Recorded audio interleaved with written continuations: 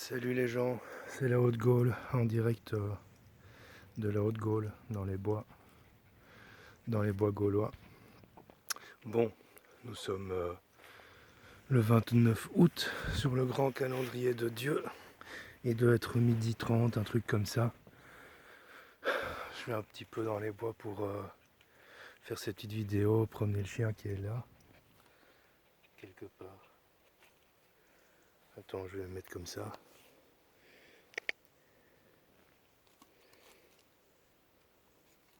Je sais pas si t'as vu le chien, c'est pas grave. Tu peux voir les bois.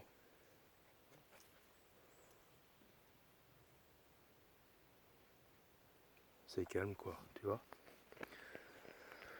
Deux, trois petites choses. Donc nous sommes le 29 août. La rentrée scolaire approche. Non mais ça va, là on a eu 2-3 jours sans les enfants. Un petit peu de calme, ça fait du bien. Je suis content parce que j'ai hier été acheter quelques livres, et enfin un livre en fait. Enfin non. Un livre dans un truc de récupération, enfin genre les petits riens ou les associations genre Emmaüs quoi, tu vois, pour les Français. Et un livre dans une librairie. Et en fait, ce livre traite des futurs possibles, de tout ce que je l'ai pas encore lu évidemment, je viens de l'acheter, mais j'ai un petit peu entendu parler de lui par le biais de Philippe Guimand qui a préfacé l'ouvrage. Ça s'appelle Souvenons-nous de notre futur ou Rappelons-nous de notre futur. Et en fait, ce livre traite de ce que je dis depuis 5 ou 6 ans. Je suis assez content parce que c'est une validation scientifique de ce que j'explique depuis quelques années, c'est-à-dire qu'on a tous des futurs possibles, que notre futur s'écrit au moment où on fait chaque choix dans notre vie, etc. Enfin, de manière très globale, j'en parle depuis longtemps, et ce livre est une validation scientifique. Normalement, je ne sais pas évidemment de ce qu'il traite, puisque je ne l'ai pas encore tout à fait lu, j'ai juste pu l'aborder de manière approximative, on va dire, par les vidéos et les posts de Philippe Guillemant, que j'apprécie beaucoup en tant que scientifique, parce que c'est un scientifique qui tend à faire le lien entre la science et la spiritualité. C'est un scientifique très spirituel. Donc voilà. Aujourd'hui, je vais faire une petite vidéo sur le jugement. Parce qu'il y a différentes sortes de jugements, et je pensais à ça ce matin dans ma douche, parce que je pense souvent dans ma douche, j'ai que ça à foutre à penser.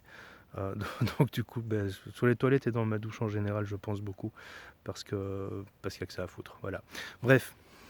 Ah ouais, avant de faire ça, petite vidéo que j'ai mise hier hein, sur mon petit délire dans les bois, petit délire nocturne. C'était un délire sans prise de tête, c'était pas du tout une vidéo avec prétention ni ambition, c'était juste voilà, on est sorti, on avait bu un petit verre de vin, on avait envie de délirer, il faisait chaud dehors.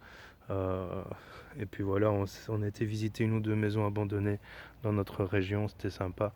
C'était vraiment, faut prendre ça au 3e, 20e, 50e degré. En fait, c'est juste un petit délire, sans ambition de faire de l'urbex ou des trucs comme ça, quoi. Voilà, bref. Pendant que le chien fait son petit tour dans le bois. Il y a jugement et jugement, les gars. Alors, je t'explique.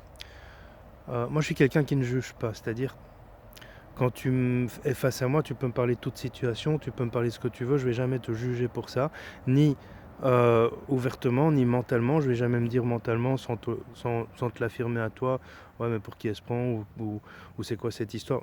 Chacun vit sa vie. Voilà, ça c'est quelque chose que j'ai appris il y a quelques années, il y a une bonne vingtaine d'années quand même, c'est que chacun vit sa vie. Je suis pas là pour juger les gens, tu n'es pas là pour juger les gens. Parce que tu ne connais pas le vécu des gens, parce que tu ne sais pas les peurs qu'elle doit surmonter cette personne, parce que tu ne sais pas le chemin qu'elle doit parcourir pour parvenir à s'affirmer, parce que tu ne sais pas toutes les choses qui sont en jeu. Je vais prendre un exemple basique. Ce à quoi je suis le plus confronté souvent sont des histoires de couple qui perdurent malgré le malheur de chaque personne, pas forcément avec des adultères. Il y a beaucoup de couples qui perdurent où personne n'est heureux, mais on reste ensemble. On n'est pas forcément dans l'idée de tromper l'autre, mais on reste ensemble et puis on s'emmerde et puis on aspire à quelque chose de meilleur. Moi, je suis quelqu'un qui délire bien avec ma femme, donc tu vois, c'est quelque chose que je ne peux pas fondamentalement comprendre aujourd'hui, mais que je peux comprendre par rapport à des relations passées que j'ai vécues dans mon passé. Néanmoins, on peut aller vite pour juger ces personnes en disant ouais, mais pourquoi elles restent ensemble si elles s'aiment plus, si elles s'entendent plus.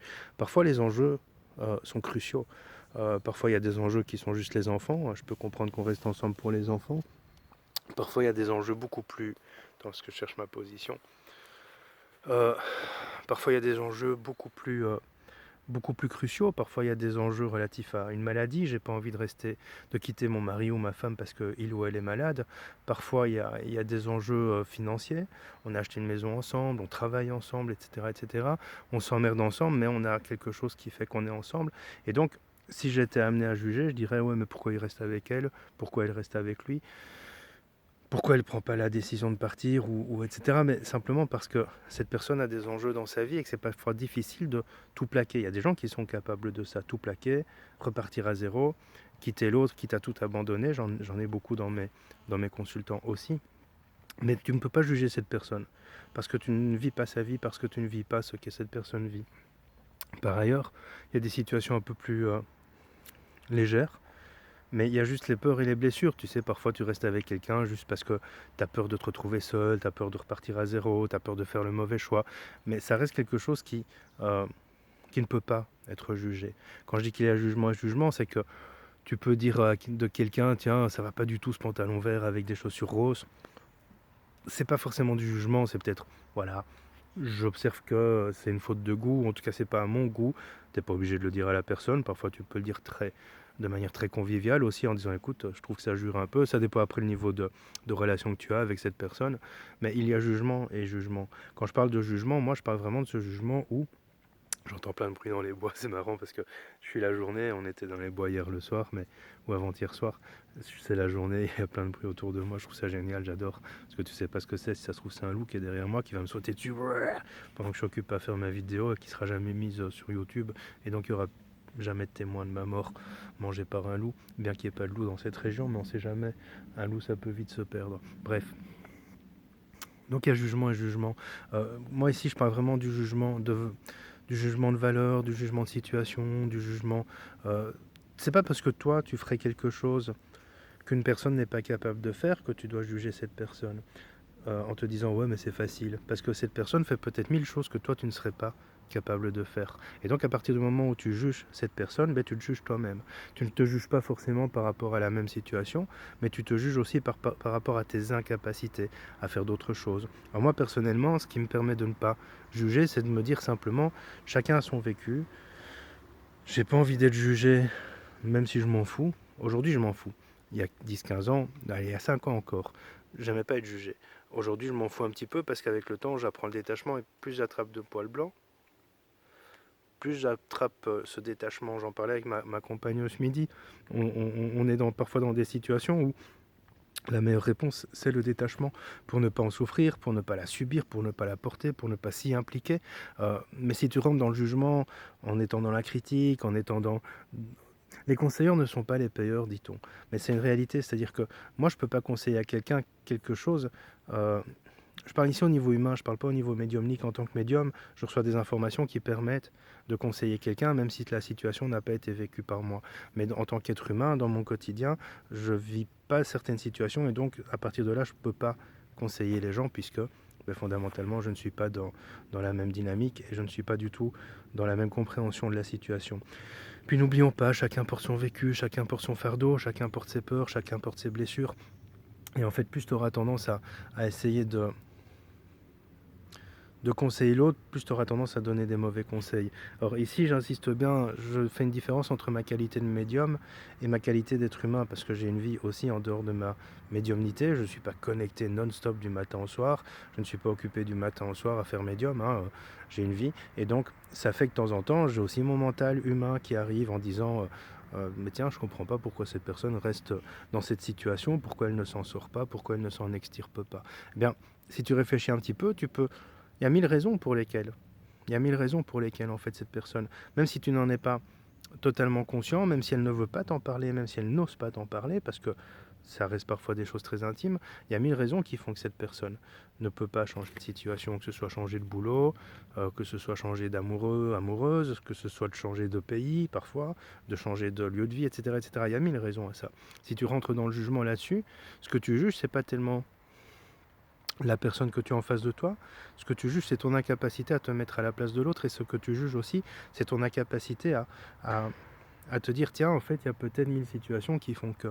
Et en fait, la seule chose que tu vois sera reliée à ta propre perception des choses. Peut-être que toi, tu te dis, c'est facile de quitter mon pays et d'aller voyager, et que quelqu'un en rêve, mais ne le fera jamais parce qu'elle a peur d'être agressée, elle a peur de se perdre, elle a peur de plein de choses.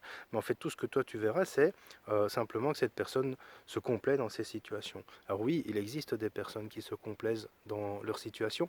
Il n'en reste pas moins que quand tu juges quelqu'un, c'est ta propre incapacité à ouvrir ta perception que tu juges. Donc c'est vraiment quelque chose que je voulais un petit peu, euh, un petit peu mettre à plat ici au niveau de la perception des choses. Et quand je dis il y a jugement et jugement, ben ouais, bah, tu peux pas juger quelqu'un qui a envie de faire le fou et qui se fait une coiffe de punk pour 3 jours juste parce qu'il a envie de délirer. Tu peux juger en disant ouais c'est quoi ce punk et machin, gna gna gna gna gna gna. Là on est moins dans le jugement que dans la critique finalement. Euh, Peut-être qu'un jour quelqu'un m'a dit, je trouvais ça super intéressant, je travaillais je crois chez Canal Plus à l'époque en Belgique et en fait j'étais habillé tranquille, j'étais habillé assorti tout habillé de brun avec un chapeau brun sur la tête et quand je suis arrivé la secrétaire de Canal Plus me dit tiens t'as pris le métro comme ça? Je fais bah ouais. Je fais mais c'est bizarre parce qu'en fait beaucoup de gens me regardaient.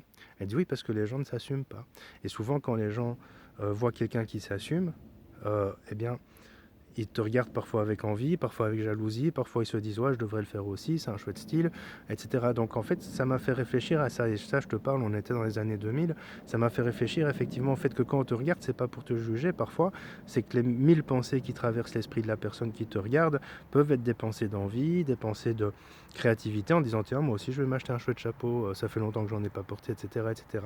Donc il ne faut pas toujours voir le regard de l'autre comme étant un regard accusateur, un regard de reproche ou un regard de jugement. Parfois, c'est simplement un regard d'envie, pas de jalousie, d'envie. Parfois un regard de jalousie, parfois aussi simplement un regard de ah ben tiens c'est un chouette style, je ferai de même quoi. Voilà, je sais pas si j'ai été très clair parce que ça fait longtemps que j'ai plus fait ce genre de petites vidéos. Il y a beaucoup de bruit autour de moi, j'ai entendu comme un demi-arbre qui tombait sur une sorte de maison là-bas. Je sais pas si tu la vois, elle est un peu lointaine. Je suis sur une cabane pas de pêcheurs mais de chasseurs. Je déteste la chasse mais bon, autant profiter des installations. Voilà, donc c'est la même chose avec la nourriture. Euh, j'ai lu un post très intéressant sur la nourriture au niveau de la perception qu'on peut avoir des choses. C'est Patrick Burensteinas qui a partagé ça sur son Facebook. Tu vois, regarde tout ce qui est autour de toi.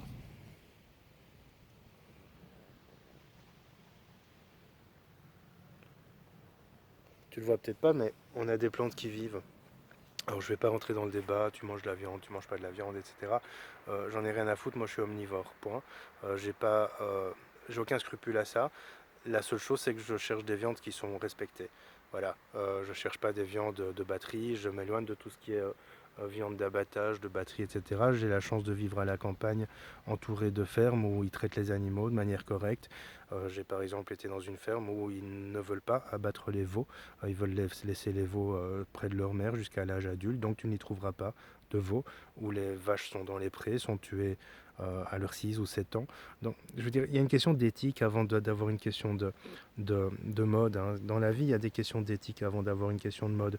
Il y a des semaines où je mange pas du tout de viande, il y a des semaines où j'en mange un peu, il y en a des semaines où j'en mange plus, il y a des semaines où je mange pas du tout de légumes, il y a des semaines où j'en mange blindé, il y a des semaines où j'en mange un peu plus. Je suis pas très fruit, je suis plus légumes. Néanmoins, ce que j'ai envie de te dire, c'est que la même chose par rapport à ça. J'ai été voir le post de Patrick Brunsteinas où il explique ça, la raison de ça. Une plante est aussi vivante qu'un animal. Alors évidemment, elle ne crie pas, elle ne souffre pas de la même manière, elle n'est pas traitée de la même manière, mais ces faux débats sur l'animal souffre et la plante pas, etc., c'est des débats dans lesquels moi j'ai plus envie d'entrer, où je me détache aussi de ça.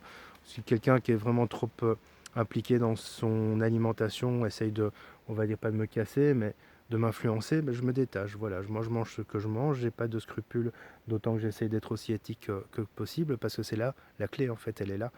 Parce que mon chien a besoin de nourriture carnée, parce que je suis un carné, donc je suis dans la chair, et que tout ça fait que mon corps a aussi besoin, peut-être pas autant que ce qu'on veut bien nous faire comprendre, mais mon corps a besoin de chair. Puis je réponds à mes envies aussi.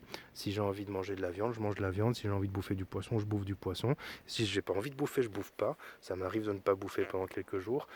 Si j'ai envie de boire, je bois. Si j'ai pas envie de boire, je bois pas. Enfin, voilà, faut apprendre à se respecter avant de rentrer dans des débats. C'est ça aussi, ne pas se juger en fait. Je ne me juge pas parce que je bouffe de la viande. Par contre, je me juge sur la viande que j'achète. Ça oui. C'est-à-dire, je préfère acheter un poulet à 10 euros à la ferme voisine, où je sais qu'ils sont bien élevés. Pas dans le genre poli, mais dans le genre bien traité. C'est des poulets polis, bien élevés et bien traités. Mais je préfère aller acheter un poulet à 10 euros à la ferme voisine une fois par mois que d'acheter 4 poulets d'abattage. Voilà, c'est aussi c'est ma philosophie de vie.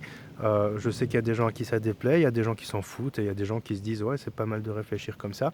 Mais moi ce pourquoi je me juge de plus en plus, surtout en ayant la possibilité à 10 minutes de chez moi d'aller chercher de la viande bien traitée, c'est d'acheter un poulet d'abattoir, tu vois. Donc j'essaie d'éviter. C'est simplement ça, apprendre à ne pas se juger soi-même, parce que plus tu te juges, plus tu auras tendance à juger l'autre, et plus tu auras tendance à juger l'autre, moins tu auras tendance à te juger. Je vais essayer d'expliquer cette idée. Parce que ma position n'est pas tout à fait confortable.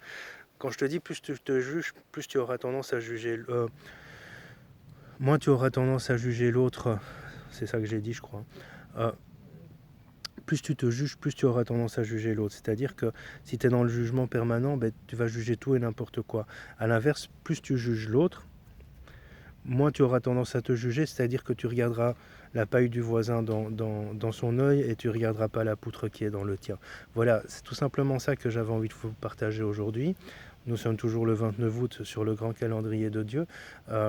Je reprends doucement mon travail. Là, je travaille un petit peu à mi-temps, on va dire ça comme ça pour l'instant. J'ai fait 2 semaines de plus ou moins coupure, bien que j'avais des urgences à traiter et des soins à consolider.